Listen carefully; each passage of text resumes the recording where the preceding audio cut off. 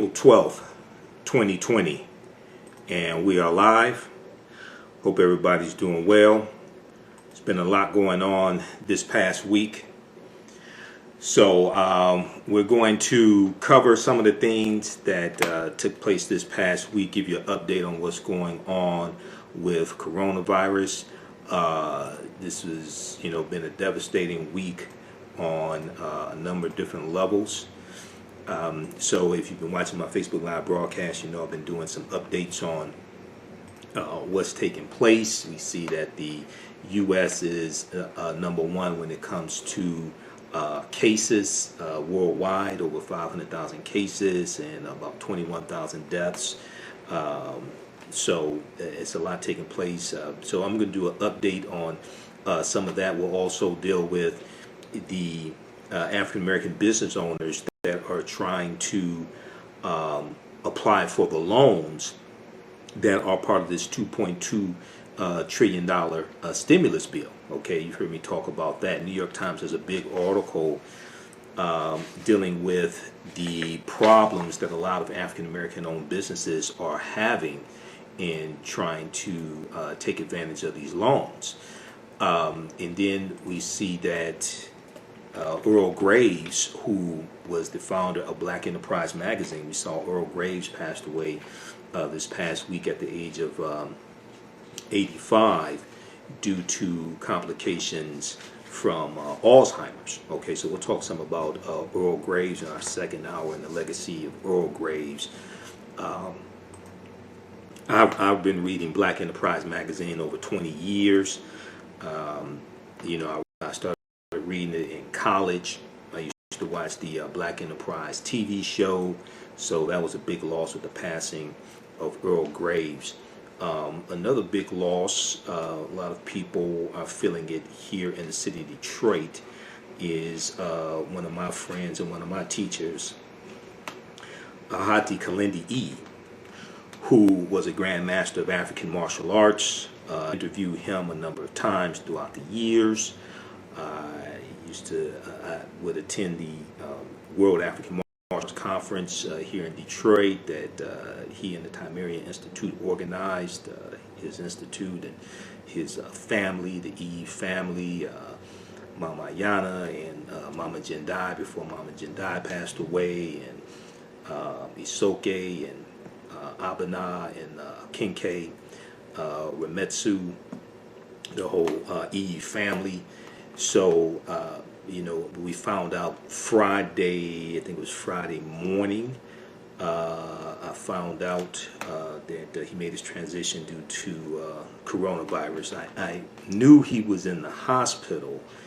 I found out early this month he was in the hospital, and I talked to one of his daughters, Isoke, early this month, and he thought he was doing better, but he didn't make it. So that was a huge loss right there. So, our condolences to the entire E family, his brother Jahi, and a lot of us would see each other now that World African Martial Arts Conference happens every other year, so we used to see each other annually, then see each other every other year. So that was a huge loss. And then also we found out that Brother Clarence Harris, who was affectionately known as Pee-wee, he passed away in the last day or so. I'm not sure the cause of death. I know he was about 90 years old, but this brother was if I remember correctly and understand correctly what Brother Kwesi, Brother Abdul posted on Facebook, he was the one. Well, first of all, he was the founder of Soul Day, the annual Soul Day celebration that took place here in Detroit. But he was basically the one who introduced Dr. Yosef Ben Yakinen to Detroit. I know he brought Dr. Ben. He was one of the first ones to bring Dr. Ben here to Detroit, if not the first one. So I knew Brother Clarence Harris as well. And, that's that brother's about 90 years old. He would boss everybody around. I remember when they would organize the Million Man March Alumni Association would organize the Black Bus Tour. And Brother Clarence Harris is on the Black Bus Tour. He's about 90, 91, 92, something like that, maybe 93 years old, man. He's bossing everybody around. So, our condolences to the family, okay? So, let me say this from the start, right? I got a ton of information. I don't want this to be a doom and gloom show. I got a ton of information that's dealing with Trump and all this stuff. So I could do 2 hours of that, but I have some other topics to lighten things up, because I got like 40 articles here. I got a ton of information. I'm not going to deal with all this tonight. You can watch some of my broadcasts throughout the week. We'll deal with some of this, but also I want to deal with two really good topics. One, Tyler Perry purchased groceries for a number of seniors at I think it was about 70 different grocery stores this past week to help out seniors. That's a really, really good story. You have a lot of good stories of celebrities really pitching in, really helping out during this traumatic time, okay? So I want to talk about that, and then also Huffington Post had an article dealing with that. Then also Master P, in his hometown of New Orleans, Master P is offering free home cleanings for senior citizens in New Orleans during this COVID-19 pandemic. So that's really, really good, something good that Master P is doing. Also something really good and uplifting Tyler Perry is doing. So we'll talk about that on tonight's show as well. So let me, because I had to alter some of the topics on my show tonight because it's just too depressing. We saw this past week, so I got to deal with some of this news. And I've said before, this is Trump's fault, and more evidence came out this month to prove that I was correct in saying this. Okay, this stuff was largely avoidable with coronavirus. There were warnings going back as early as November that he ignored, from the warnings from the intelligence community that he ignored. And once again, this is an example of how elections have consequences and what happens when you have incompetent leadership. So we saw this past week that another 6.6 million Americans filed for unemployment. And now we've had almost 17 million people file for unemployment in the past 4 weeks. This past week we saw here in the state of Michigan that approximately 385,000 people filed for unemployment. Also, we saw Governor Gretchen Whitmer extended her stay-at-home order, extended to April 30th, basically May 1st. She's getting a lot of backlash from some of the added restrictions to the stay-at-home order, and she should, because some of this doesn't make sense. We'll talk about some of the added restrictions. I understand she's trying to save lives, things like this, but some of this is going too far. Republicans in the state legislature are threatening protests against her, threatening to have 2 rallies to protest against her. We know Representative Justin Amash, who was the only Republican in the House of Representatives to advocate for Trump being impeached. And he got so much backlash from the traitors in the Republican Party that he left the Republican Party and became an independent. He said that she's going too far with these added measures. So we'll talk a little bit about that. There was you follow me on my Facebook fan page, The African History Network, The African History Network. Follow me on my personal page, Michael Imhotep, also on Facebook, IMHOTEP. And then follow me on my YouTube channel, Michael Imhotep, as well. There was a article that came out. It was a study that came out. I think it was earlier this week, and I talked about it in one of my broadcasts. The broadcast I did this past Thursday. I did a broadcast Thursday dealing with the unemployment numbers.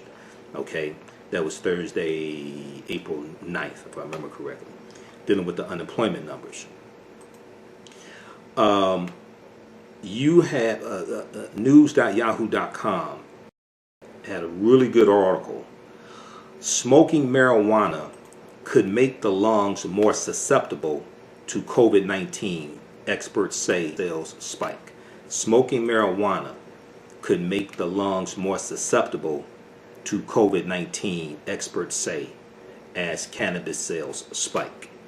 And I posted this article a couple of times on my Facebook fan page, the African History Network, and my personal page. And a lot of people were laughing, thought it was a joke. It's not a joke, it's serious.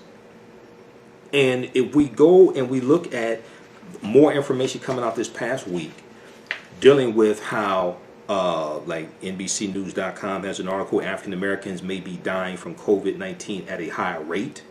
Advocates are demanding data.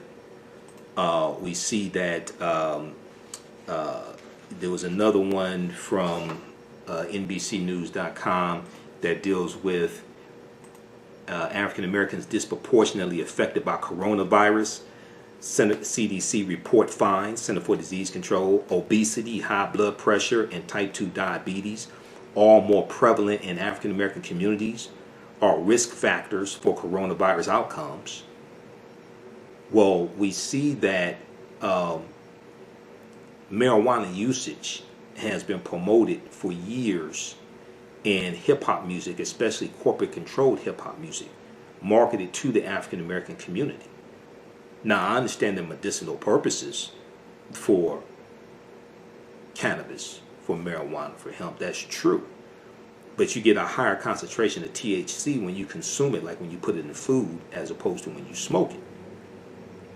But this is something when we look at African Americans making up 70% of the deaths of COVID-19 in Chicago, 40% of the deaths in Michigan. And when we look at various big cities or various cities in general or states where we are outpacing our percentages, our population percentage, and we look at the role that underlying conditions play in many African Americans being more susceptible to dying from COVID-19 or having to be hospitalized and being put on the ventilator. And with COVID-19, if you've been watching the press conferences from Governor Andrew Cuomo of the state of New York, and I watch his press conferences every day. They're much better than these campaign rallies that Donald Trump has, full of lies and mistruths and trying to promote experimental drugs.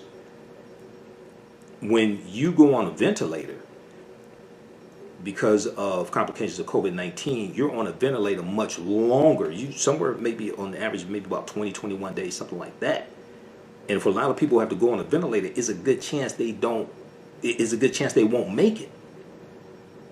So when we look at underlying health conditions, asthma, bronchitis, obesity, high blood pressure, type 2 diabetes, lupus in the African American community, and that's compounded with the usage of marijuana, especially recreational marijuana. And we look at the impact that has on your lungs, and coronavirus, COVID-19, which is SARS-CoV-2, is a respiratory virus. Then I mean that's a recipe for disaster. That's a recipe for disaster. So I found it interesting that, you know, when I posted this article, people were laughing, thought it was a joke. Maybe they were high when they saw the article. It's not a joke. This is serious. It's not a joke. So we'll talk about some of that on tonight's show and some other topics. Now, on the African History Network show, we focus on educating, empowering, and inspiring people of African descent throughout the diaspora and around the world, because right now it's corrects wrong behavior. What you do for yourself, what you do to yourself, and what you allow other people to do to you and get away with is based upon what you think about yourself. What you think about yourself is based upon what you have been taught about yourself. What you've been taught about yourself is based upon everything you've read, heard, and seen about yourself. So when you control the radius of a man's thoughts, you can control the circumference of his actions, because the mind can't do or teach what it doesn't know. Now, we deal with a number of different topics here on the show. We deal with current events in history and politics, education, economic empowerment, entrepreneurship, relationships, love, sex, health issues, and much, much more. Sign up for our email newsletter. Text the word Kemet, K-E-M-E-T, to 22828. To sign up for our email newsletter, text the word Kemet, K-E-M-E-T, to 22828. To sign up for our email newsletter. Also, visit our website, AfricanHistoryNetwork.com, AfricanHistoryNetwork.com. and you can sign up for the email newsletter there as well. If you like this type of information, you can donate to the African History Network.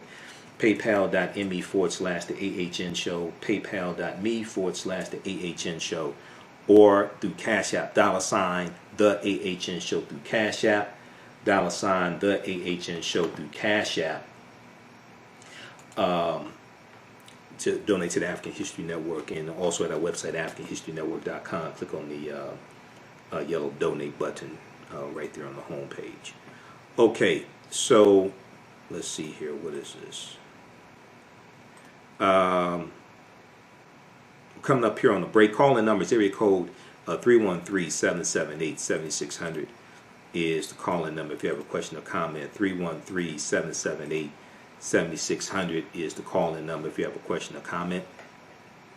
You listen to the African History Network show right here on 910 AM, the Superstation, the Future Radio. I'm your host, Brother Michael Imhotep. We'll be back in a few minutes. Welcome back to the African History Network show right here on 910 AM, the Superstation, the Future Radio. Hey, I'm your host, Brother Michael Imhotep. It is Sunday, April 12th, 2020, and we are live. Hope everybody's doing well. We see the stay-in order has been extended in the state of Michigan by Governor Gretchen Whitmer. We'll talk about that and some other topics also. I want to give you an update on what's going on across the country, dealing with the fight of coronavirus. And the calling number is area code 313-778-7600, 313-778-7600 is the calling number if you have a question or comment. We'll be broadcasting on our Facebook fan page, The African History Network, The African History Network. Also, because 910 AM Superstation's Facebook Live is down, so we're getting that up and running right now. All right, I want to look at the updates from the Washington Post. Washington Post and NBC News have really, really good updates dealing with coronavirus and what's been going on. Okay. So I want to look at some of those updates here. So we see that also today's Easter Sunday as well, Resurrection Sunday. We see a lot of people watching church services online. Easter ceremonies on Sunday looked as they never have before, with coronavirus restrictions discouraging or banning large-scale gatherings, including at churches. Some pastors went forward with in-person services. Debate about how and when to reopen the United States continued as the creator of an influential model predicted a resurgence in cases if rules ease on May 1st, while the nation's top expert on infectious disease says some restrictions could begin to be lifted next month. That's Dr. Anthony Fauci. What people have to understand about viruses, and when you study the 1918 Great Pandemic, or the Spanish flu pandemic of 1918 and 1919, viruses hit in waves. Is not just one time, one and done. Viruses hit in waves. That second wave that hit in 1918, hit in fall 1918, that was worse than the first wave that hit in March of 19.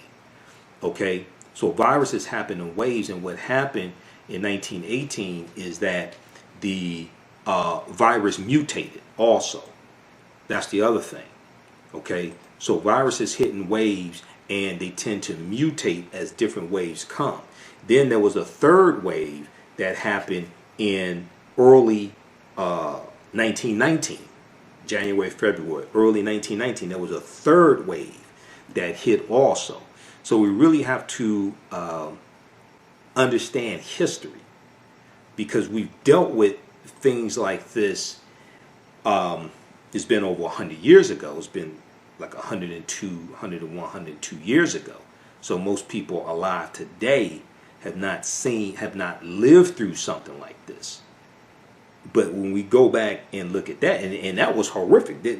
50 million is estimated, 50 million to 100 million people worldwide died of the Spanish flu, dealing with the flu pandemic in 1918. 675,000 people here in the U.S. died. Okay, so we have to, and when we study that, and I've done a broadcast dealing with this, you can watch that at my YouTube channel, Michael Imhotep, Imhotep. They practiced social distancing. They wore surgical masks. They canceled school. They closed down businesses, canceled churches, canceled special events. And we saw different cities reacted differently. There was a big parade in 1918 that took place in Philadelphia. Even though doctors and officials would see things like this, they were saying don't have a parade. They had it anyway, and that helped to spread the flu faster. It wasn't the reason why the flu spread in Philadelphia, but it helped spread it. Whereas in, I think it was San Francisco, they canceled a parade that was going to take place. So when you look at the response from different cities, you see why certain cities were hit harder than other cities were hit. Okay, but all this deals with understanding history, and this is one of the reasons why we study history, to learn from the successes, to learn from the failures, so we don't repeat the same mistakes. Those that don't know history are destined to repeat it. So 313-778-7600 is the call-in number if you have a question or comment. JT, let me know if we have any callers. All right. Okay. Let's see here. So let's go back to the updates from the Washington Post. Okay, we'll go back to that. Hold on just a second. I'm trying to get this. The computer's running slowly. All right. And then I want to get to this big story from New York Times. New York Times had a big article from April 10th, updated April 11th. Black-owned businesses could face hurdles in federal aid program. Black-owned businesses could face hurdles in federal aid program. Minority business owners have always struggled to secure bank loans. Now many banks want to deal only with existing customers when making loans through the government's $349 billion aid package. And a lot of African American businesses are not going to be able to take advantage of the $349 billion in this bill. You're going to have some that will. The ones that can definitely should take advantage of this, because this is a reallocation of taxpayer dollars. There's going to be a second bill. Chuck Schumer and Nancy Pelosi are already talking about it. Mitch McConnell tried to force one through, a horrible one, through this past week in the Senate. That was blocked. Democrats and members of the Congressional Black Caucus are trying to make this second one even better for small businesses, especially African American owned businesses. Okay, so pay attention to that. While my computer updates, I want to go to this story here from, let's go to this one here from New York Times, so dealing with African American owned businesses. So they talk about, this is an excellent article written by Emily Flitter, F-L-I-T-T-E-R. It's an extensive article, it's about 7 pages, okay? And all this stuff, I print up, I study this. This is what I do. I'm not just a historian. I deal with current events as well.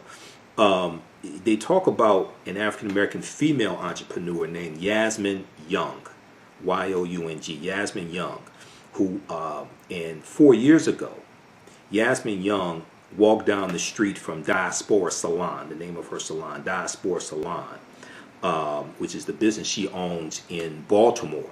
And she went to the Bank of America branch where she has a business checking account.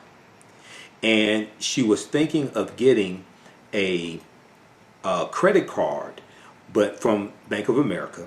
But when a banker there described the requirements that she would have to meet to qualify for a credit card,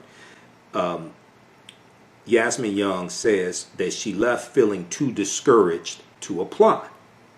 She eventually got a card from Capital One, okay, and never thinking that the decision would one day bring her to the brink of disaster. So after she was forced to temporarily close Diaspora Salon because of the coronavirus pandemic, Yasmin Young tried to get an emergency loan under the federal government's $349 billion relief program for small businesses. And a lot of those loans are the paycheck protection loans, the paycheck protection loans that small businesses can get, businesses that have under 500 employees can get to cover payroll, to cover expenses, to cover the cost of leases, etc.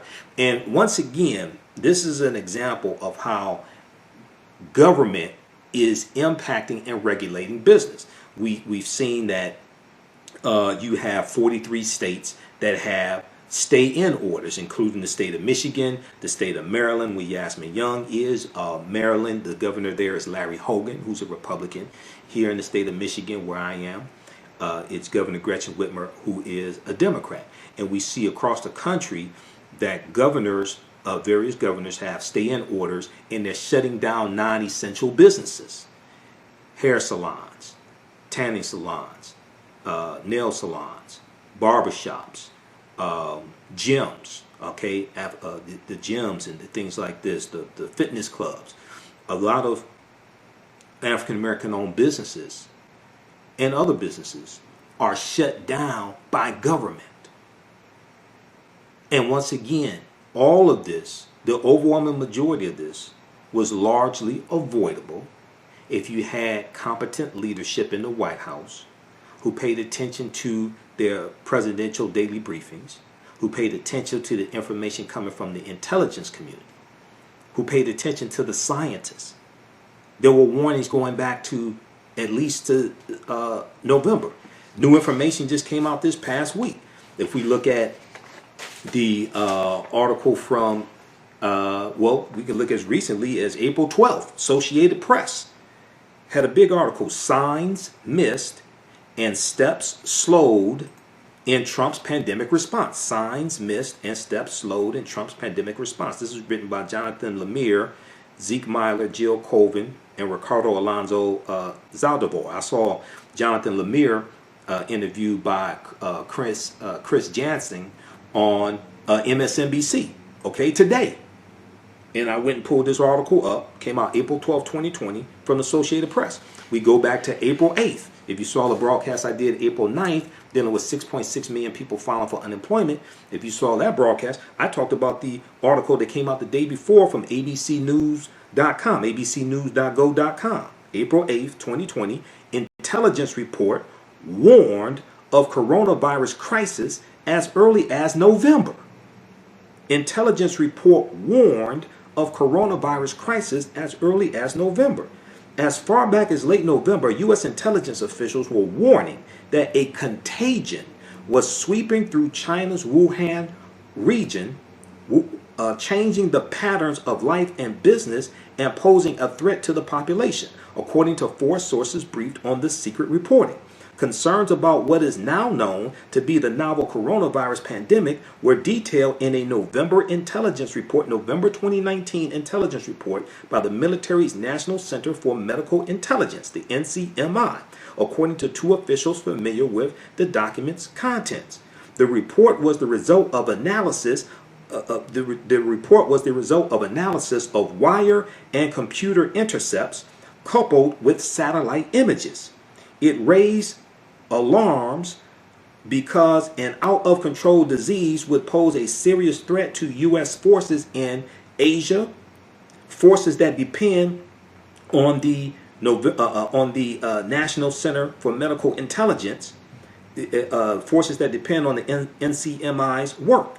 And it paints a picture of an American government that could have ramped up mitigation and containment efforts far earlier to prepare for a crisis poised to come home. But when you have a president who has declared war on the scientists for 3 years, when you have a president who's at war with the intelligence community, you ignore things like this. You ignore the warning signs. And see, incompetent leadership costs people their lives. Incompetency, elections have consequences. Incompetent leadership costs people their lives. The overwhelming majority of what's taking place right now was largely avoidable if you had somebody who was competent, who paid attention to this and acted accordingly. Then we saw Washington Post had a huge article. I printed this thing up. This was about 24 pages. New York Times, April 11th, 2020. They had a huge article. He could have seen what was coming behind Trump's failure on the virus. This one was 16 pages. The Washington Post had one that was about 24 pages that I printed up. This is from this past week, April 11th, 2020. Saturday, April 11th. He could have seen what was coming behind Trump's failure on the virus. An examination reveals the president, Donald Trump, I use that term president loosely, was warned about the potential for a pandemic, but that internal divisions, lack of planning, and his faith in his own instincts led to a halting response. This is a huge, everybody should read this article. This is a huge article from the New York Times from April 11th, 2020. Any way you cut it, this is going to be bad. A senior medical advisor at the Department of Veterans Affairs, Dr. Carter Mecher, M-E-C-H-E-R, wrote the night of January 28th, 2020, in an email to a group of public health experts scattered around the government and universities. The projected size of the outbreak already seems hard to believe, he said. The projected size of the outbreak already seems hard to believe, he said. Now, at that point, Donald Trump is talking about there was only one case and downplaying it. A month later, February 28th, when he was at a rally in South Carolina, Donald Trump said that this was the Democrats' new hoax. And you remember for a month he said there's only 15 cases. Pretty soon it's going to be down to almost zero. Oh, there may be a zero in the number, but the number's not zero. It's over 500,000 cases right now in the U.S. It's over 500,000 cases. And it's even more. These are documented cases. It's even more than that because you have people who have it but can't get the test. A week after the coronavirus case has been identified, a week after the first coronavirus case had been identified in the United States, and 6 long weeks before Donald Trump finally took aggressive action to confront the danger the nation was facing, a pandemic that is now forecast to take tens of thousands of American lives, Dr. Carter Mecher was urging the upper ranks of the nation's public health bureaucracy to wake up and prepare for the possibility of far more drastic action. Now, the article goes on to say, quote, Dr. Mecher wrote to the group, which called itself Red Dawn. He wrote, quote, "You guys made fun of me screaming to close the schools," end quote. Now I'm screaming, close the colleges and universities. Now, Red Dawn is an inside joke based on the 1984 movie about a band of Americans trying to save the country after a foreign invasion. So his voice was hardly a lone voice. His voice was hardly the only voice. Throughout the month of January 2020, as Donald Trump repeatedly played down the seriousness of the virus and focused on other issues, an array of figures inside his government, from top White House advisors to experts deep in the cabinet departments and intelligence agencies, identified the threat, sounded alarms, and made clear the need for aggressive action. You remember when Donald Trump said, when he was running in the 2016 campaign, he said, you're going to have so many wins that you're going to get tired of winning? You remember that? Are you tired of winning yet? 17 million people filed for unemployment in the past 4 weeks. You tired of winning yet? He wants America to be number one. America's number one in the number of documented cases of coronavirus. You tired of winning yet? Elections have consequences. When he asked African Americans, what the hell do you have to lose? The correct answer would be everything. The correct answer would be everything. There's less African Americans today that have health insurance. than when President Barack Obama left office.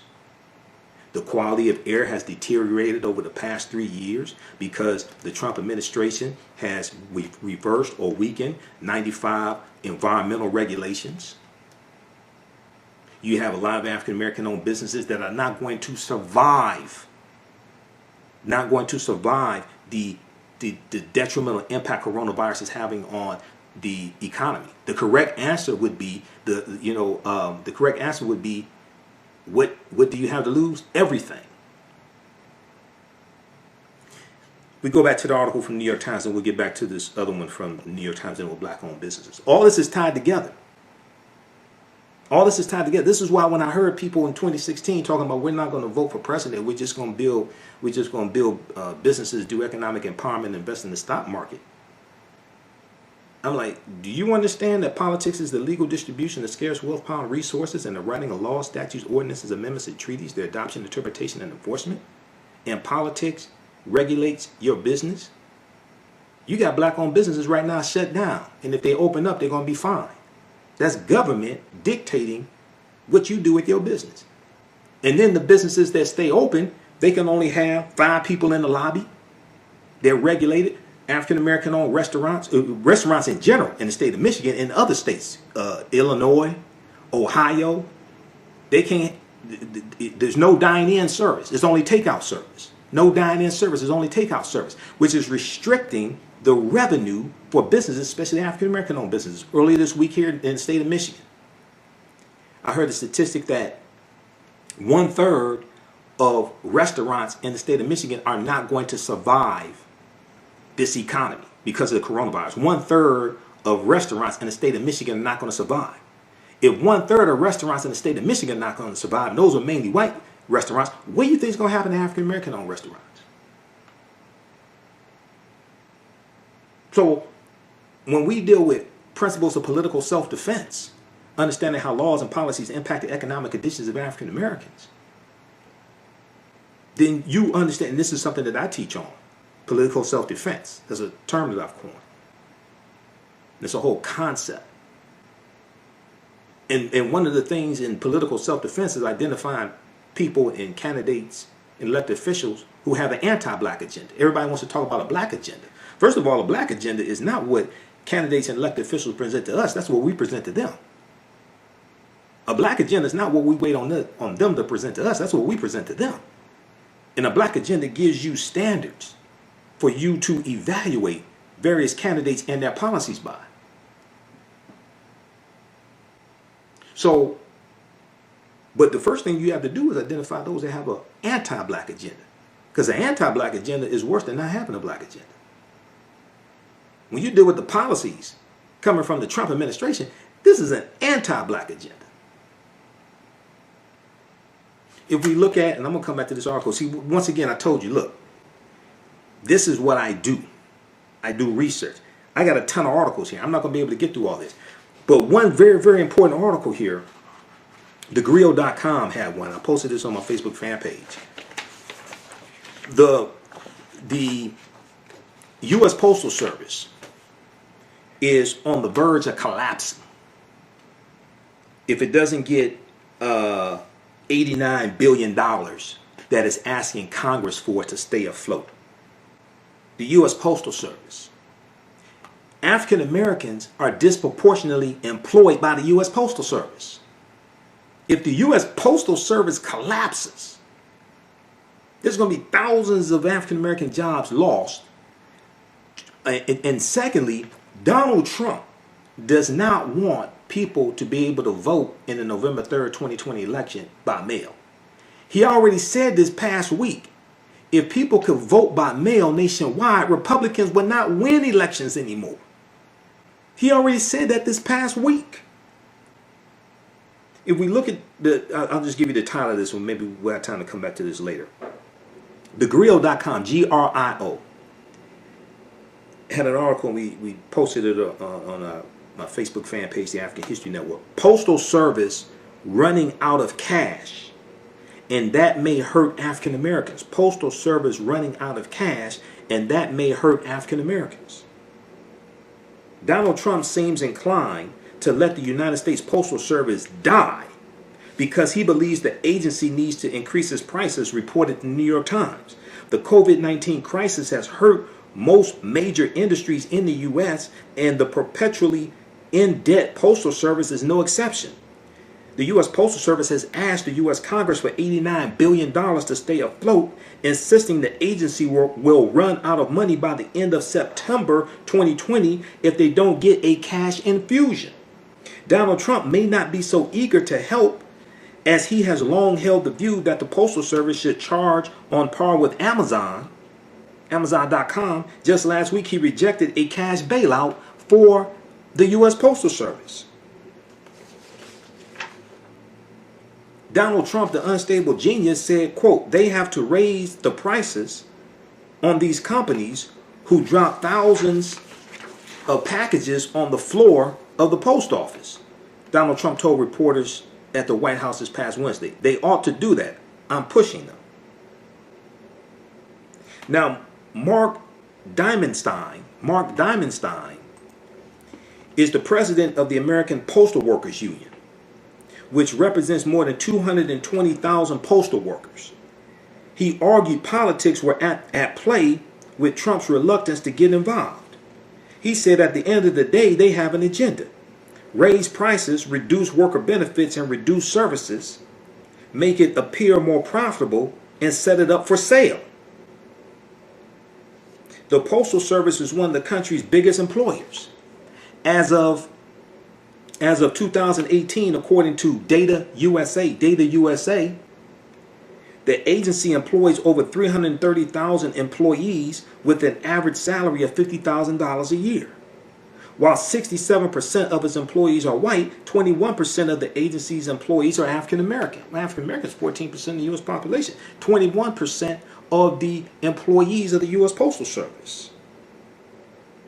Megan J. Brennan told the New York Times, quote, at a time when America needs the Postal Service more than ever, the reason we are so needed is having a devastating effect on our business.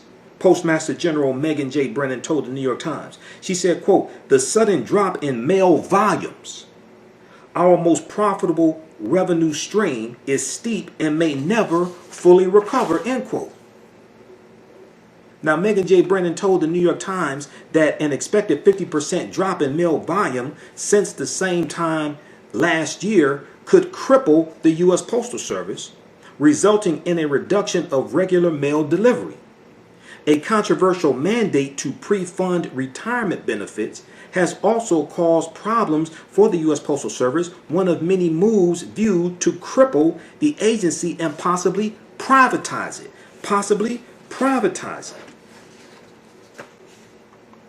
Because a lot of people are suspecting this is what Donald Trump actually wants. He wants the U.S. Postal Service to be privatized. So the post office is already on life support and has been reeling as bulk advertisers and others have cut back on their mailings given the realities of the COVID-19 pandemic. Postal workers, like those in warehouses, have been testing positive for the coronavirus. It has led to a reduction in staff across the country, multiple outlets have reported. Yet the Postal Service is still considered a place that African Americans can always find an opportunity to work. And I remember the movie Meteor Man. And let me know how much time we have left before the break, JT. The movie Meteor Man, starring Robert Townsend. Okay, came out. I think late '80s, early '90s. I remember Helen Martin played either his mother or grandmother. The veteran actress Helen Martin. Helen Martin played the role of Pearl Shea on 227, the nosy neighbor who's always in the window. On the TV show Good Times, she was Weeping Wanda. She was Wanda, their neighbor in the projects, Wanda. And she said in the movie there's always work at the post office.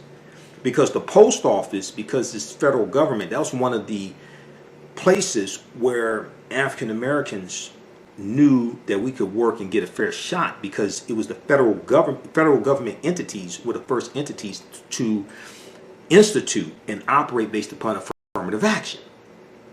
Okay, that's Executive Order 11246, signed into law by President Lyndon Johnson. Okay, Executive Order 11246, dealing affirmative action. So you have this right here with the trouble that the U.S. Postal Service is in directly impacts the lives of African Americans. Yet the Postal Service is still considered a place that African Americans can always find an opportunity to work. Public sector jobs have allowed African Americans opportunities in many areas, more so than the public sector has, more so than corporations, things like this have. With African Americans making up more than 20% of the federal workforce, according to the Associated Press. Read the rest of this article. This is from thegrio.com. Postal Service running out of cash, and that may hurt African Americans. What the hell do you have to lose? The correct answer, Alex, would be everything. Everything for $100 million. The correct answer, Alex, would be everything. That's a Jeopardy question. What do African Americans have to lose in the Trump administration? Everything. And we see a steady reversal of policies that President Barack Obama put in place. But as I mentioned before, if you're under the misconception that no gains were made under the Obama administration for African Americans, then how do you know what to protect?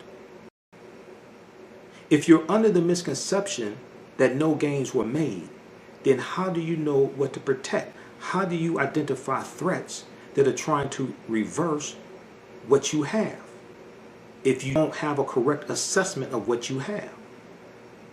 If you didn't know that the Affordable Health Care Act gave health care to 3 million non-elderly African Americans who did not already have health care, then when a con man comes along and talks about we're going to have something much better but can't tell you what it is, and right now his Department of Justice is in court right now trying to repeal the entire Affordable Health Care Act and take away health care from 20 million plus people, including African Americans. What the hell do you have to lose? The correct answer, Alex, would be everything. So if we go back to this article here from, now, first of all, people go to whitehouse.gov and get the document, Progress of the African American Community under the Obama administration. Progress of the African American Community under the Obama administration. Because I deal with facts and evidence. I don't deal with feelings and emotions. That document is still there at whitehouse.gov. Trump hasn't taken it down. That shows you, category by category, how policies from President Obama positively impacted the African American community. That was up in like 2015, probably 2014 also. If we read that in 2016 before the election, it would have been a totally different outcome. This is what happens when you have bad information, you make stupid decisions. This is why you hear me say right knowledge corrects wrong behavior. When you have bad information, you make stupid decisions. All right. So we're coming up on a break. How much time before the break, JT? Okay. 4 minutes before the break. Calling numbers area code 313-778-7600. 313-778-7600 is the calling number if you have a question or comment. Let's go back. Okay, so that was an article from the Griot. Then the article from one of the articles from New York Times. He could have seen what was coming behind Trump's failure on the virus. This is a huge article from New York Times, April 11th, 2020. Read this article, written by Eric Lipton, David E. Sanger, Maggie Haberman, Michael D. Shear, Mark Mazzetti, and Julian E. Barnes from New York Times. I read New York Times, Washington Post every day. Read that. Let's go back to the other article from New York Times. Black-owned businesses could face hurdles in federal aid program. Black-owned businesses could face hurdles in federal aid program. Minority business owners have always struggled to secure bank loans, especially African-American business owners specifically. And this is written by a white woman. I think she means well, but she should say African-American business owners, okay? Now, many banks want to deal only with existing customers when making loans through the government's $349 billion aid package. Now, I talked about this before they even rolled this out. Okay, because the banks, it's about 1,800 banks and credit unions that are working with the Small Business Administration. Well, they're taking care of their customers first. They're taking care of their customers first. Okay, so what members of the Congressional Black Caucus are pushing for in this fourth coronavirus bill is funding for especially African American owned businesses that don't have existing business relationships. Okay, don't have existing business relationships with banks. Okay, and to loosen some of these restrictions, because we're going to lose a lot of approximately 4 million African American owned businesses. I think maybe between 25% to 1/3 not going to survive this. Okay, so let's go back to this. I think maybe have a minute before the break here. Let's go back to this article. So, after Yasmin Young, the owner of Diaspora Salon in Baltimore, Maryland, after she was forced to temporarily close Diaspora Salon because of the coronavirus pandemic, she tried to get an emergency loan under the federal government's $349 billion relief program for small businesses. But Bank of America, one of the biggest banks participating in the program, refused to consider her application because Ms. Young had a credit card from Capital One. Bank of America said Capital One was her primary bank, and Capital One was not yet accepting emergency relief loan applications. As of Friday, which would have been April 10th, as of Friday, April 10th, a week after the program was started, Capital One's website still advised borrowers to keep checking back for updates and said its online application would be available, quote unquote, shortly. We'll deal with this on the other side of the break. Listen to the African History Network show right here on 910 AM, the Superstation of Future Radio. I'm your host, Brother Michael Imhotep. We'll be back in a few minutes. Welcome back to the African History Network show right here on 910 AM, the Superstation of Future Radio. It is Sunday, April 12th, 2020, and we are live. Hope everybody's doing well. We are in our second hour. So much to cover. You got to watch me during the week on my YouTube channel, Michael Imhotep, IMHOTEP, and my Facebook fan page, The African History Network, where I broadcast there throughout the week so I can get deeper into this information. So right before the break, I was doing an update on some information dealing with coronavirus and the spread throughout the U.S. I was talking about this extensive article dealing with the impact it's having on African American owned businesses, and how African American owned businesses are having problems. Many of them having problems tapping into the $349 billion that is part of that's set aside for small businesses. That's part of the stimulus bill. Okay, and there's an extensive article from the New York Times that talks about this. Okay. I'm going to go back to that. We'll go to the phone lines in just a minute here. I'm going to go back to that for a minute. And I was doing an update on what's been going on with the coronavirus as well. Okay. So I was talking about Yasmin Young. Yasmin Young is the owner of Diaspora Salon in Baltimore, Maryland, and she was discussed in this extensive article from the New York Times. Yasmin Young is among the thousands of small business owners at risk of being shut out of the government effort known as the Paycheck Protection Program, because of limits set by lenders grappling with overwhelming demand. Okay. Now, these loans, which do not have to be repaid if the money is used for payroll, rent, or mortgage expenses, could be a lifeline for struggling businesses, especially struggling African American owned businesses. But that's if they can get the money. Okay? And for small business owners like Yasmin Young, who is African American, the hurdles could be much higher. That's because Minority-owned businesses, especially African-American-owned businesses, often have weaker banking relationships than their white counterparts. One legacy of the practice of redlining or refusing to lend to people in communities of color. And we know redlining was a government, redlining was created by the federal government. That comes from the Homeowners Loan Corporation that was created in 1933. And redlining basically was created right around 1934. Blackpast.org has a big article dealing with redlining, blackpast.org, right around 1934-37 or so. You have redlining being institutionalized. And redlining refers to a discriminatory pattern of disinvestment and obstructive lending practices that act as an impediment to home ownership among African Americans and other people of color. Banks use the concept to deny loans to homeowners and would-be homeowners who lived in these neighborhoods. This in turn resulted in neighborhood economic decline and the withholding of services or their provision at an exceptionally higher cost. The origin of the term redlining stems from the policies developed by the Homeowners Loan Corporation, the HOLC, created in 1933 by the Franklin Roosevelt administration to reduce home foreclosures due to the Great Depression, and then institutionalized by the 1937 U.S. Housing Act, which established the Federal Housing Association, the FHA, the Federal Housing Association.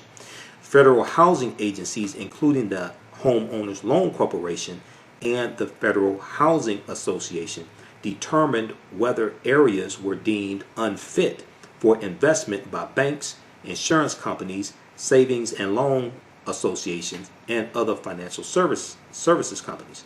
The areas were physically demarcated or marked with red shading on a map. In contrast, zones which were to receive preferential lending status were marked in green shading, and intermediate areas in blue shading. Oftentimes, these decisions were arbitrarily based on the area's racial composition rather than income levels. While the practice was almost universal before the 1968 Civil Rights Act that passed, which is the Fair Housing Act of 1968. That year, that the Fair Housing Act theoretically outlawed redlining. Now, it took about 20 years for the federal government to actually have the teeth to really enforce the Fair Housing Act of 1968. Nonetheless, its impact was felt long after that date. In a series of Pulitzer Prize-winning articles which appeared in 1988 under the title "The Color of Money," Atlanta Journal-Constitution reporter Bill Dedman, D-E-D-M-E-N, described how Atlanta, Georgia banks still discriminated by the racial designation of neighborhoods. His article illustrated how these banks were nearly twice as likely to lend to homeowners and prospective home buyers in low-income white neighborhoods as in affluent African-American neighborhoods. As a consequence of redlining, neighborhoods that local banks deemed unfit for investment were left underdeveloped or in disrepair. Attempts to improve these neighborhoods with even relatively small-scale business ventures were commonly obstructed by financial institutions that continued to label the underwriting as too risky or simply rejected them outright.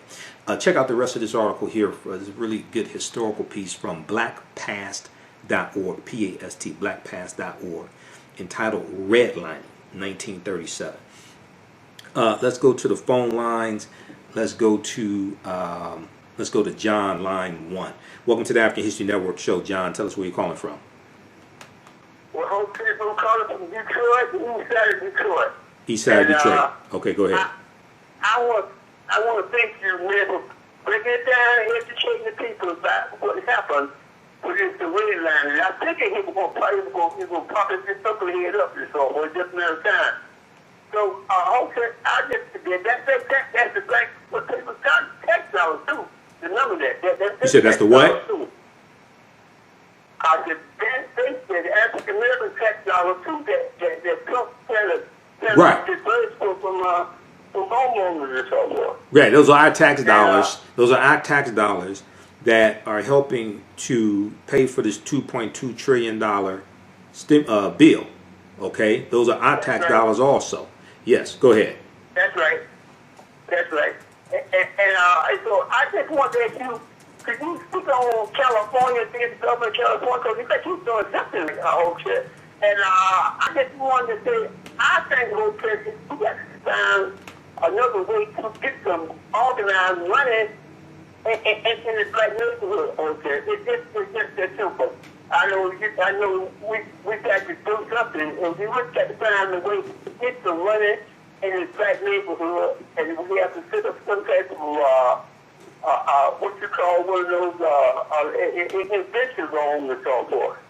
Or investment zones, like opportunity zones. Yeah, opportunity zones comes from, or not, or we go back to the empowerment zones during the Clinton administration. We had empowerment zones right here in Detroit, and the empowerment zones helped to really increase the number of businesses, the number of African American owned businesses. Because I knew African Americans that had businesses in empowerment zones here in Detroit. But John, you mentioned the governor of California. That's Governor Gavin Newsom of California. Now, what was it you want me to talk about regarding California? Well, I just wanted to ask you, what is the circumstances that you see that he's doing something right, and his governor more better than his governor, we got Ms. Whitman. But I just want to know what you think about the way he's running California right now. The way he's running California? Yeah, about this virus and so forth. Well, I know, Governor, in California, I know they have, if I remember correctly, in California they have a stay-in order in California. The governor of San Francisco, who's an African American female, she had a stay-in order before the governor instituted it statewide. He's been trying to get things like ventilators and resources from the Trump administration. From my understanding, he's been largely successful in getting so far what he needs from the Trump administration as far as ventilators. Now, I'm not sure as far as personal protection equipment for hospitals. We know that the state of New York, they are further ahead on the curve, in the situation. The state of New York is more acute and more tragic at this point than California.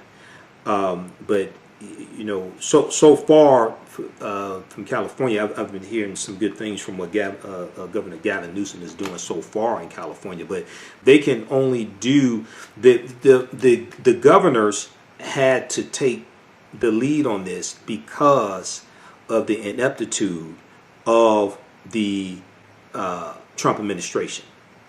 Because the Trump administration dropped the ball, because Trump was downplaying the severity of this, because he was on Fox News calling this corona flu and basically equating it to the flu, the governors had to take the lead on this, and the governors have to rely on the federal government for personal protection equipment, for ventilators, for things like this. Okay, so once again, this is an example of how elections have consequences, and this is why you have to have competent leadership, especially when you're dealing with a crisis, when you're dealing with a public health crisis, when you're dealing with a pandemic. Okay, this is why you have to have competent leadership, because the federal government has resources that the individual states don't have. Okay. That's right. Well, okay, I'd like to think about you were thinking about the governor of New York.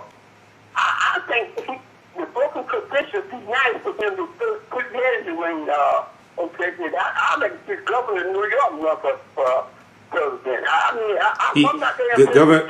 Governor Andrew Cuomo stated this weekend in his daily press conference that he is not running for president. He's not running for vice president. Period. In full stop. He's governor of New York. He's going to stay governor of New York. He served in the Clinton administration. He was the He was the former secretary, if I remember correctly, former secretary of HUD. He has no aspirations of going back to the White House or anything like that. He's the governor of New York. He's going to stay the governor of New York. So people can just dismiss those hopes and aspirations of him being added to the ticket as vice president. And nobody's going to run for president right now. It's too late to run for president.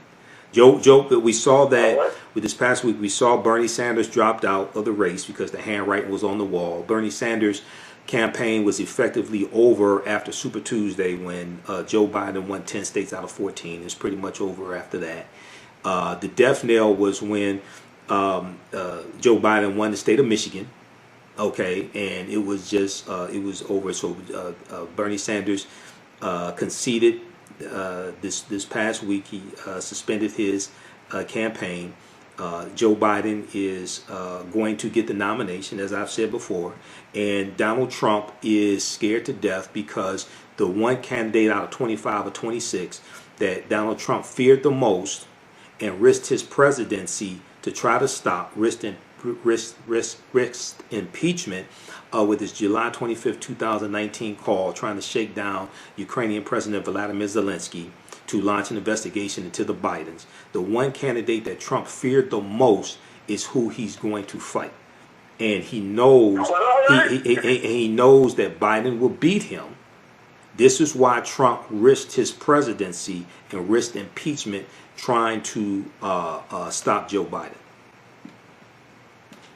Okay. Thank you. Okay. Thank you very much. All right, John. Okay, keep listening. All right. And then let me know if we have any more callers, JT. Calling number is area code 313-778-7600, 313-778-7600. It's the calling number if you have a question or comment. Back on, I think it was either April. Who's on the other line? Hold on. Say that again.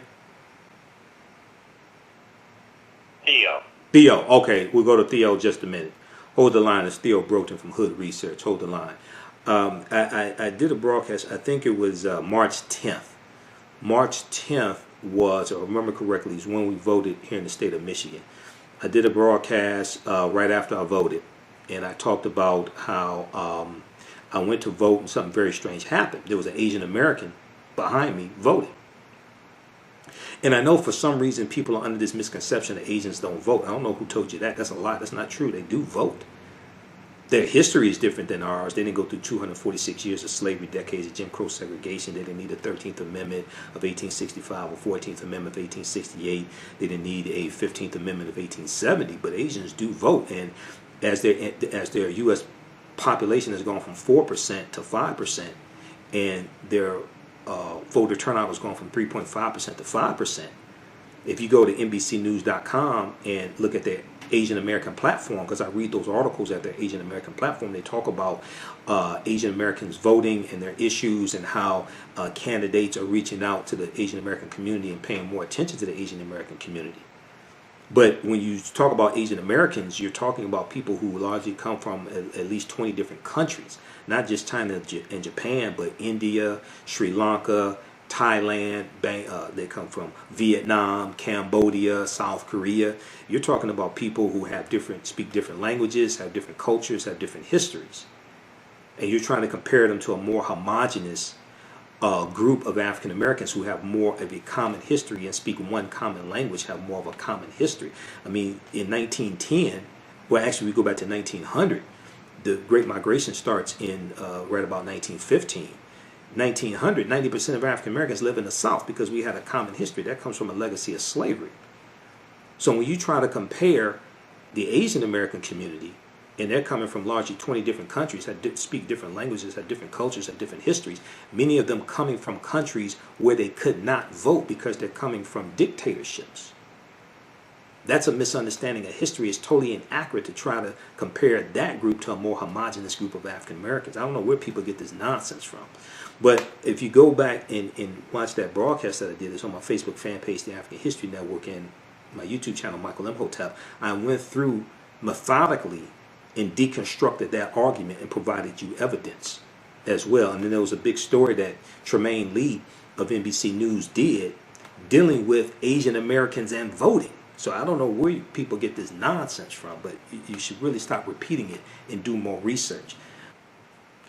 Welcome back to the African History Network show right here on 910 AM, the Superstation of Feature Radio. I'm your host, Brother Michael Imhotep. It is Sunday, April 12th, 2020. We are live.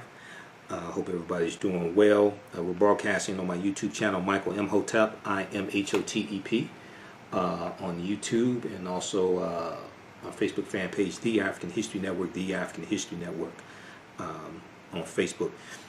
If you want to support the African History Network, you like this type of information, you can donate $ TheAHNShow through Cash App, $ TheAHNShow through Cash App, or paypal.me/TheAHNShow, paypal.me/TheAHNShow through PayPal. Then also at my website, AfricanHistoryNetwork.com, AfricanHistoryNetwork.com. All of my DVD lectures are available at our website, also AfricanHistoryNetwork.com. And then we have our latest bundle pack is the Black Migration 1619 and 2019 bundle pack. And it includes my presentation, 6 Principles of Political Self-Defense, Understanding How Laws and Policies Impact the Economic Conditions of African Americans. 6 Principles of Political Self-Defense, Understanding How Laws and Policies Impact the Economic Conditions of African Americans. Let's go back to the phone line. Let's go to Theo Broughton on, I'm not sure which line she's on. Theo, welcome to the African History Network show. Tell us where you're calling from. We have Theo on the line. Okay. Yep, she's on. Okay, Theo, yeah. Go ahead. The smallest one.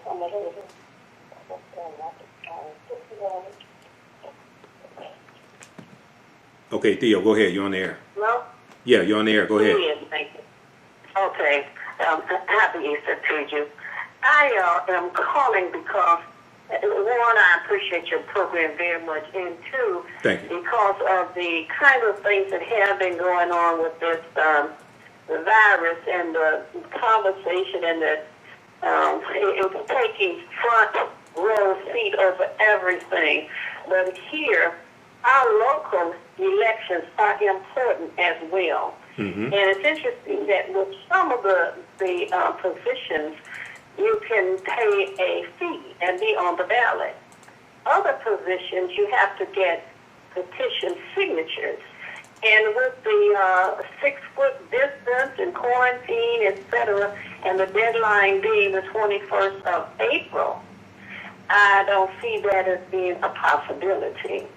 People have been calling the Secretary of State and the governor and writing emails and letters asking to convert the other petition signature requirements into a fee, even if it's just for this political season right now. And I'm glad you brought up that point about the president wanting to shut down the post office. Right. It seems like everything he puts on now that he can't have his rallies is a reality show. Yes. Yeah. And, so we have to be mindful of the kinds of tricks that are being played on the community and make sure that we stay focused on what's beneficial for us. Because in that case, what do we got to do? Would you say everything? Everything, yes. And the positions for a judge happen to be one that needs petition signatures. For federal judge or state judge? Which position? No, state. State, okay. There's congressional seat now. Our congressional seat is for ballot and elects voting, I should say. But state judge and third circuit judges, I believe is quite a number of them. And there's not been any vetting of anybody. I don't even know who to vote for. And the primary will be in August. Right. So that's a decision that the governor and the Secretary of State are going to have to make and speak on. Okay. All right. Thanks, Theo. Okay, Okay. keep listening. All right, so let's go back to this. I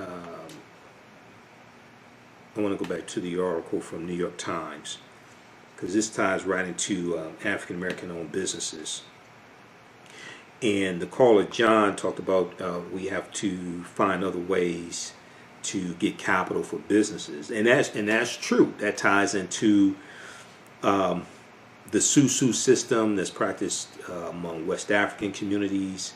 That ties into the co-ops. We have a whole history of cooperative economics. This goes into tapping into our history. I encourage people to read the book Collective Courage by Dr. Jessica Gordon Nimhard. Collective Courage by Dr. Jessica Gordon Nimhard. A History of African American Cooperative Economic Thought and Practice. And this deals with various co-ops that we've had throughout our history, even going back during slavery, whether we talk about the Free African Society of about 1787, whether we talk about the Colored Farmers Union, starts in about 1886 in Texas, grows to about 1.2 million members. When we talk about the Colored Merchants Association around 1927, 1928, which comes out of the Negro Business League, the National Negro Business League, which was founded by Booker T. Washington. But even when we deal with Detroit's own Berry Gordy, Berry Gordy starts Motown Records in 1959, and we've heard the story that he borrowed money from his family, but it came from his family's co-op. His family had a cooperative. He borrows $800 from his family's cooperative to start Motown Records. And the whole concept of the co-ops and cooperative economics, these are African principles that we brought to the U.S. So when you hear me do my lectures, and I deal with the pyramid principle, and the foundation of a pyramid is African history and culture. It's our history and culture that gives us our values, our interests, and our principles. Our values, our interests, and our principles. This influences the two sides of the pyramid, economic empowerment and political empowerment. The history and culture, which gives us our values, our interests, and our principles, gives us a cultural paradigm that we see reality through, and it impacts the way that we engage in economics.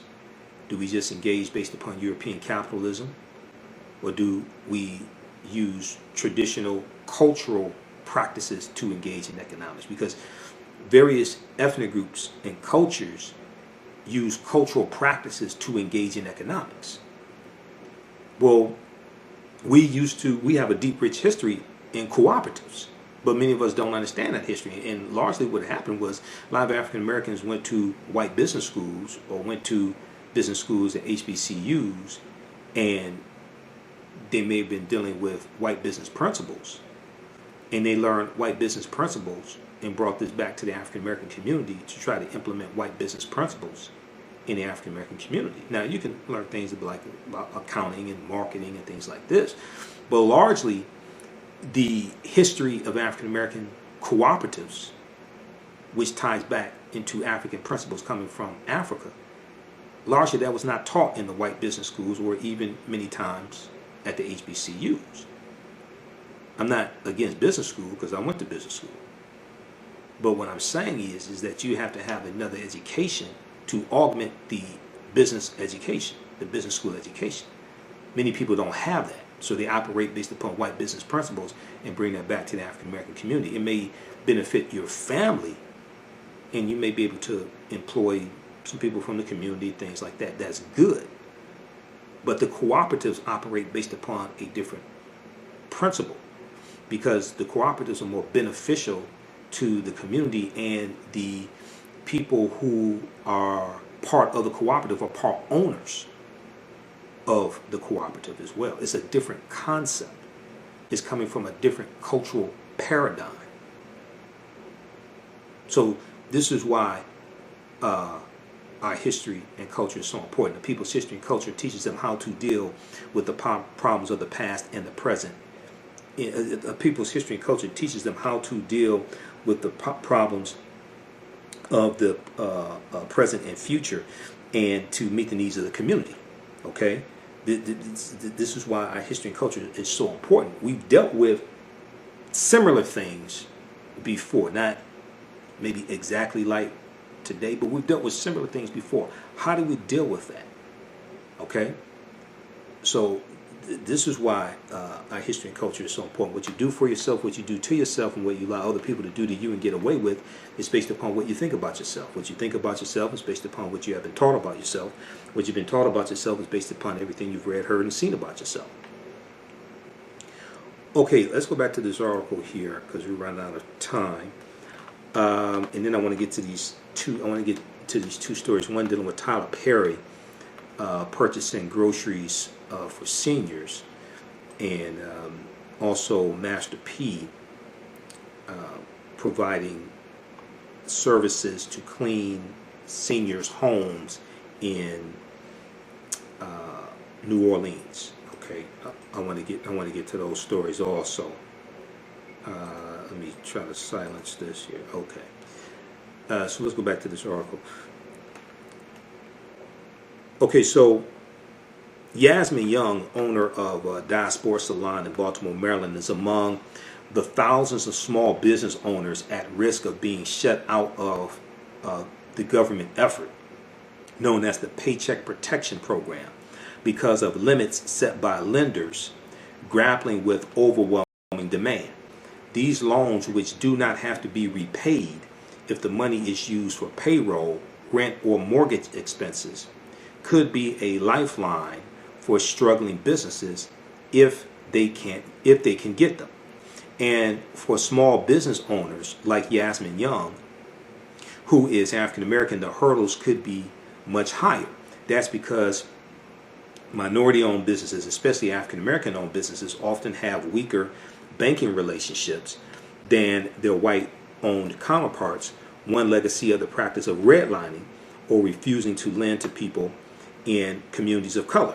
Research shows that African American and Latino business owners are denied loans at higher rates. Anticipating that minority business owners could struggle to tap federal aid, some lawmakers are proposing ways to earmark additional funds specifically for minority-owned businesses. And on this past Wednesday, which was the 8th, Wednesday, April 8th, 2020, a group of prominent African-American investors, including John W. Rogers Jr., the billionaire co-chief executive of Ariel Capital Investments, which is a mutual fund manager, sent a letter to lawmakers expressing concern that the emergency loan program was already leaving African American borrowers behind. A 2016 study by economists at the Stanford Institute for Economic Policy Research found that only 1% of African American business owners get a bank loan during their first year of business, compared with 7% of white owners. Let me repeat this. A 2016 study by economists at the Stanford Institute for Economic Policy Research found that only 1% of African American business owners get a bank loan during their first year of business, compared with 7% of white business owners. Twice as many white business owners, 30% of the total, used business credit cards during their first year in business, compared with African American owners, among whom only 15% rely on a credit card. Now, African American businesses also start out with less capital, whether from investments or bank loans, than white businesses, the study found. Quote, black-owned businesses continue to rely on family loans to a greater degree than white-owned firms in the 3 years following the firm's founding, end quote, the researchers found. They went on to say, this suggests that access to formal debt channels remains limited for, end quote. Now, the institutions that frequently lend to minority-owned businesses, especially those in low-income neighborhoods, are nonprofit organizations called community development financial institutions, community development financial institutions. They rely on government funding and charitable donations to make loans, and grew out of earlier efforts to help African Americans build wealth in the wake of slavery and segregation. However, only 78 of 950 such organizations are participating in this government program, according to a Treasury spokesman. Okay, the $349 billion program from this $2.2 trillion stimulus bill to make loans to small businesses. Only 78 out of 950 community development financial institutions are participating in this government program, according to a Treasury spokesperson. The rest do not have authorization to participate because they have not previously been approved by the Small Business Administration, the SBA, to make loans backed by the agency. And you can go to SBA.gov, Small Business Administration's website, SBA.gov. They have information right on the homepage dealing with coronavirus and these loans that's part of this $349 billion set aside for small businesses. Now, this past Monday, the leaders of the Opportunity Finance Network, a group that represents the community development organizations, met with Treasury officials to suggest ways that the government could quickly approve the lenders for the program. Now, this is another example of how government is impacting business. Government and government regulations and policies create the environment that your business operates within.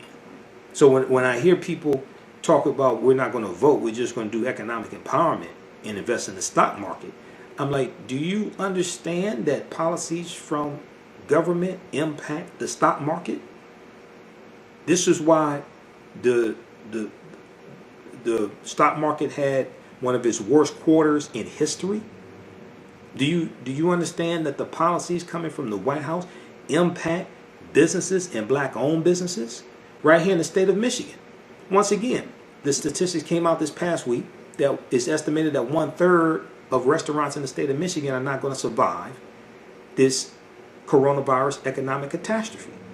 Well, they're largely talking about white businesses. If 1/3 of white restaurants are not going to survive, what do you think is going to happen to African American-owned restaurants? Elections have consequences. So, their representatives say they do not have clarity from the government on how to get that approval quickly enough to participate in the emergency program. This is the Community Development Financial Institutions. They're dealing with the Small Business Administration. So on Monday, this past Monday, the leaders of the Opportunity Finance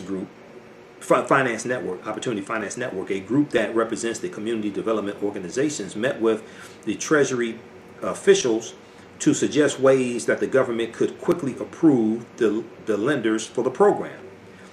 But later, in a statement posted on its website, the group said the Treasury officials were quote-unquote non-committal about what, if any, actions they would take in response to the group's recommendations. A Treasury spokesman did not provide a timeline for when more community organizations might be approved to participate. In their letter, the group of black investors, including Ariel Investments co-chief executive Melody Hobson, who you would hear on the Tom Joyner Morning Show every Monday, is an African-American female. She's brilliant, expert in finance, expert investor. She also happens to be married to George Lucas, who created Star Wars. She's married to him.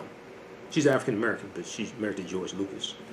You know, I guess if you're going to do wrong, at least do wrong right. At least you married a billionaire. What can I say?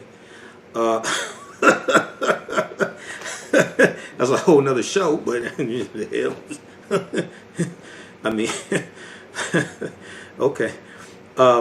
She serves on the board of J.P. Morgan Chase, and she proposed that a quarter of the $250 billion in additional money for small businesses that Congress is considering adding to the program be set aside for black businesses. Let me repeat this. Melody Hobson, who's married to George Lucas. George Lucas created Star Wars. He also financed the movie Red Tails. Okay? Melody Hobson, who's co-chief executive at Ariel Capital Management, she serves on the board at J.P. Morgan Chase. She proposed that a quarter of the $250 billion in additional money for small businesses that Congress is considering adding to the program be set aside for African American owned businesses. Quote, this roughly $68 billion will only begin to address the disparities within capitalism brought into relief by coronavirus, they wrote. They went on to say, quote, by prioritizing clients that already have existing lines of credit, black businesses and nonprofits find themselves yet again excluded from life-saving relief, end quote. Now, some federal lawmakers have proposed that part of the second stimulus could be directed to local business development organizations that focus specifically on helping minority businesses so that they can hire lawyers and offer advice to minority-owned businesses about how to get help during the pandemic. The $2 trillion CARES Act, the Coronavirus Rescue Act, the $2.2 trillion CARES Act allotted $10 million for minority chambers, like chambers of commerce, black business chambers of commerce. But some lawmakers say that is far from enough, which is true. Okay? During a call on Wednesday, a conference call on Wednesday with Vice President Mike Pence, members of the Congressional Black Caucus expressed concern that funds from the program were not reaching black business owners, according to Representative Emanuel Cleaver, the second Democrat of Missouri, and a caucus member, black caucus member, who was briefed on the call after it took place. Vice President Mike Pence said that the program had gotten off to a shaky start in general. That is being generous. A shaky start in general? I mean, that's being kind. It was a horrific start. The Trump administration is basically making this stuff up as they go along. This is one of the most inept. I told you before, this is like the Three Stooges and the Little Rascals running the government. This is one of the most inept governments that I've ever seen. Representative Emanuel Cleaver of Missouri, a member of the Congressional Black Caucus, said, quote, he did admit that he had some difficulty. He did admit that they had some difficulty. The fear now is that if we don't act quickly, by the time we get the help for minority businesses, by way of having advisors through minority chambers, chambers of commerce, black chambers of commerce, things like this, Hispanic chambers of commerce, the fear is the money will be exhausted, end quote. Yeah, because white businesses are getting this money. This is why I said before, while African Americans putting out videos talking about baby daddies don't get a $1,200 stimulus check, and it's a one-time check, you're going to have white businesses getting this money, this $350 billion. I said we need to focus on that, because we can say some of these businesses, when they come back up, they can hire some of these brothers that are behind on child support. But these businesses go under, and white people run away with this money. I said, this doesn't make any sense. There's going to be another bill after this. The bill after this there's going to be a huge bill after this, as I said before, because we just saw this past week, 6.6 million people filed for unemployment. Okay? If you go watch the broadcast I did April 9th, I think that was Thursday morning, April 9th, when the numbers came out. And I went through and broke this stuff down. Okay? And we look at the article from NBCnews.com. Unemployment claims surged by 6.6 million as coronavirus continues to rout U.S. workforce. This is from April 9th, 2020, NBCnews.com. It's a total of about 17 million people who have filed for unemployment this past week. In the past 4 weeks. About 17 million have filed for unemployment in the past 4 weeks. The previous week, it was 6.6 million. They had to upgrade that to 6.9 million who filed for unemployment. Another wave of 6.6 million American workers filed first-time unemployment claims for the week that ended April 4th, 2020, bringing the cumulative total to an astonishing 16 million over the past 3 weeks. It's about 16.8 million. BlackAmericaWeb.com had a good article they picked up from the Associated Press that dealt with this. For the week that ended March 21st, 3.3 million people filed new unemployment claims, easily shattering the record of 695,000 set in 1982. The record for the most number of unemployment claims filed in 1 week was set in 1982 at 695,000. Well, the weekend of March 21st, you had 3.3 million. Under the unstable genius who's supposed to be the big businessman, supposed to make America great again, talk about the greatest economy in the history of America. This wasn't the greatest economy in the history of America. And you base economies based upon GDP. This wasn't the greatest economy in the history of America. But guess what? You're destroying the economy. And then the record of 3.3 million filing for unemployment, which was a record for 1 week, that was broken 2 weeks in a row. 6.6 million 2 weeks in a row, but the first 6.6 million was upgraded to 6.9 million. So when you look at there's a big article from the Washington Post. I talked about this in my Thursday broadcast. You have experts saying that we're basically in a depression. They're predicting unemployment rates of about 15%. Very quickly, 15%. You went from about 3.5, 3.6%, 17 million people unemployed, and it's even more people than that unemployed, but the websites keep crashing, like Michigan.gov keeps crashing, so they can't file unemployment claims. These are just the people who actually filed. It's millions more who are unemployed. What the hell do you have to lose? The correct answer, Alex, would be everything. Last week, the astounding figure doubled as 6.6 million people filed claims for the week that ended March 28, 2020, a figure that was revised upward to 6.9 million in the new release. Thursday's figure, Thursday, April 9th, was at the high end of analyst estimates of 4.5 million to 7 million. Analysts said they estimated 4.5 million to 7 million will file unemployment. It was 6.6 million who filed. Those are the ones who can actually get through and actually file after the website kept crashing. Those are the ones who actually get through the telephone lines and file. Read the rest of this article. I don't have time to get through this. Okay, so we have that. Check out the one from New York Times. There's more to that because this is a 7-page article from New York Times. Black-owned businesses could face hurdles in federal aid programs. We saw Earl Graves passed away on Monday, April 6, 2020. Earl Graves was the founder of Black Enterprise. Phenomenal magazine, Black Enterprise. I've read it for years. I'm on blackenterprise.com basically every day. Black Enterprise founder and publisher Earl Graves Sr., the quintessential entrepreneur who created a vehicle of information and advocacy that has inspired 4 generations, F-O-U-R, 4 generations of African Americans to build wealth through entrepreneurship, career advancement, and money management, has passed away. According to his son, Black Enterprise CEO Earl Butch Graves Jr., he passed away quietly at 9:22 p.m. on April 6th after a long battle with Alzheimer's. Earl Graves was 85 years old.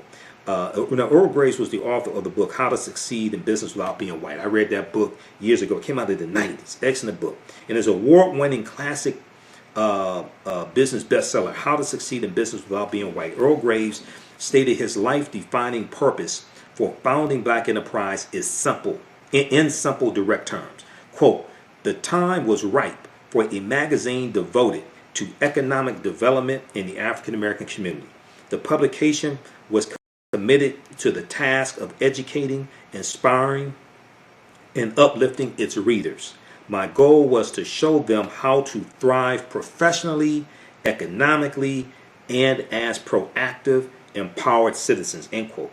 Driven by that mission, Earl Graves became a trailblazing entrepreneur in his own right, building black enterprise from a single magazine publishing company 50 years ago to a diversified multimedia business, spreading the message of financial empowerment to more than 6 million African Americans through print, digital, broadcast, and live event platforms. As such, Black Enterprise was one of two companies that would appear on the Black Enterprise 100s, the BE 100s, the publication's annual ranking of the nation's largest black-owned businesses each year of its 47 years. At one point, Earl Graves would operate two companies on the list, including Pepsi Cola of Washington, D.C., one of the nation's largest soft drink distributors owned by African Americans. Check out the rest of this article. They have a really good article written by Derek T. Dingle from April 7, 2020 at blackenterprise.com. Earl Graves Sr., founder of Black Enterprise, passes away at 85. So that's a big loss right there. But Black Enterprise lives on. That's why African American owned businesses have to have a succession plan. Huffington Post has a really good article about Tyler Perry. Atlanta Angel Tyler Perry paid for seniors' groceries at more than 70 stores. Let me know how much time we have left, JT. The actor, writer, and director purchased goods for elderly shoppers at 44 Kroger stores in Atlanta and 29 Winn-Dixie stores in Louisiana. 44 Kroger stores in Atlanta and 29 Winn-Dixie stores in Louisiana. Okay, let me know how much time we have, JT. Tyler Perry just made the lives of a lot of people in Georgia and Louisiana easier during the coronavirus pandemic. The 50-year-old movie mogul purchased the groceries for certain shoppers at 44 Kroger stores in Atlanta and 29 Winn-Dixie stores in Louisiana. Tyler Perry's generosity covered the halls of elderly people shopping during the hour reserved for them amid the global crisis, the global pandemic coronavirus. Tyler Perry currently lives in Atlanta and grew up in New Orleans. The receipts for those whose groceries were paid for were reportedly signed Atlanta Angel. Atlanta Angel. Check out the rest of this article from HuffingtonPost.com. Atlanta Angel. Tyler Perry paid for seniors' groceries at more than 70 stores. I mean, Tyler Perry has a really big heart. There's really a lot of good things that he does for everyday people. Then we see News1.com has an article about Master P. JT, are you there? News1.com has an article about Master P and the work Master P is doing in New Orleans. Master P offers free home cleanings for senior citizens in New Orleans during COVID-19 pandemic. They took care of us. Now it's our turn to take care of them. Okay, this is from News1.com, and waiting for that article to load up. Okay, so amid the COVID-19 pandemic, New Orleans has emerged as one of the hardest hit U.S. cities. Hip-hop mogul and hip-hop artist Master P is on a mission to ensure that the most vulnerable groups in his hometown have the support and resources needed to make it through the crisis. According to WBRZ, he is offering to cover the cost of cleaning services for the city's senior citizens. And that's a great thing that he's doing also.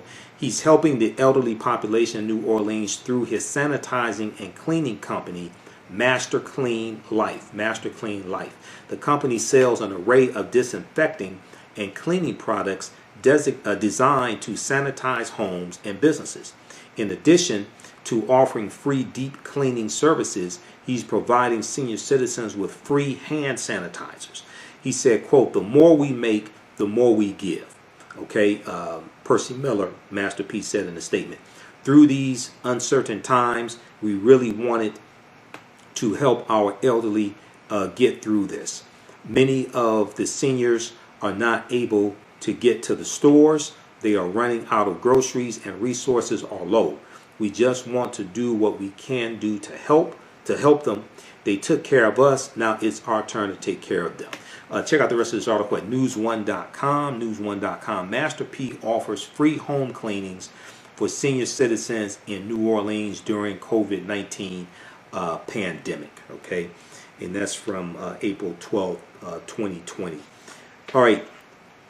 So we're running out of time here. I have to get to this article.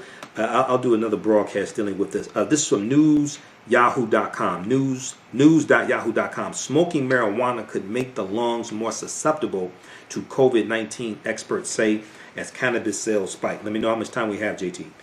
A marijuana smoking habit could also make a person's symptoms of COVID-19 more severe. Some studies and anecdotal reports suggest marijuana can help people cope with anxiety, which is being felt deeply across the world as the coronavirus pandemic continues. But lung health experts warn that smoking marijuana regularly could increase a person's risk of contracting COVID-19 and also having more severe symptoms and complications from the disease, given evidence on tobacco and COVID-19 and what we already know about how heavy marijuana smoking can impact the lungs. Okay, preliminary CDC data found that chronic lung diseases, including asthma, chronic obstructive pulmonary disease or COPD, and emphysema were common underlying conditions in hospital patients in the U.S. The CDC, let's see here. Smoking marijuana could also make a person's COVID-19 symptoms worse compared to a non-smoker, said Dr. Panagis Galistatos, a pulmonologist and national spokesperson for the American Lung Association. So check out this article also. We have to get out of here. Smoking marijuana could make the lungs more susceptible to COVID-19, experts say, as cannabis sales spikes. So remember, the African History Network, we focus on educating, empowering, and inspiring people of African descent throughout the diaspora and around the world, because right now this corrects wrong behavior. It's not over till we win. Wakanda forever. Stay tuned for Pastor Mo. We'll talk to you next week. Peace.